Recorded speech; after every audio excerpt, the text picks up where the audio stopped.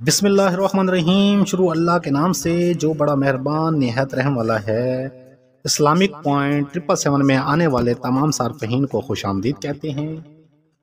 ہمیشہ کی طرح آج بھی میں آپ کی خدمت میں ایک اسلامک واقعہ لایا ہوں۔ واقعہ شروع کرنے سے پہلے میرے تمام لوگوں سے گزارش ہے کہ میری اس ویڈیو کو لائک، چینل کو سبسکرائب اور ساتھ دیے گئے بیل بٹن کو پریس کر دیں تاکہ آنے والی نئی ویڈیو آپ تک پہنچ سکے۔ آج کا واقعہ ہے حجر اسود۔ حجر اسود کیا ہے، کہاں سے آیا، کس نے نصب کیا، تاریخ میں حجر اسود کے ساتھ کیا واقعات ہوئے، حجر اسود کو بوسہ کیوں دیا جاتا ہے۔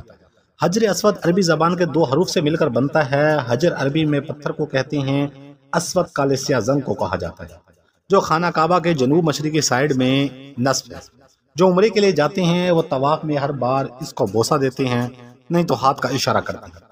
حضرت عبداللہ نے فرمایا کہ نبی کریم صلی اللہ علیہ وآلہ وسلم نے فرمایا کہ حجر اسود اور مقام ابراہیمی یقیناً جنت کے 2 یاقوتوں میں سے یاقوت ہے، اور اللہ پاک نے ان کی روشنی کو ختم کر دیا۔ اگر اللہ پاک ان کی روشنی کو ختم نہ کرتے تو دنیا کا شمال اور مغربی حصہ روشن رہتا، اور حضرت آدم جنت میں سے آتے ہوئے اس کو اپنے ساتھ لے آئے تھے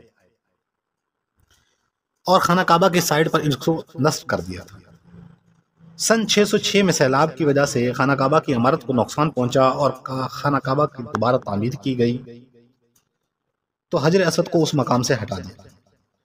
جب حجر اسود کی دوبارہ نصب کرنے کا موقع آیا تو قریش کے تمام سردار اور تمام قبیلوں کی یہ خواہش تھی کہ وہ اس کو اپنے ہاتھ سے نصب کریں، تو رسول کریم صلی اللہ علیہ وآلہ وسلم نے اس دوران ایک بہترین فیصلہ کیا۔ آپ صلی اللہ علیہ وآلہ وسلم نے فرمایا کہ ایک چادر لائی جائے۔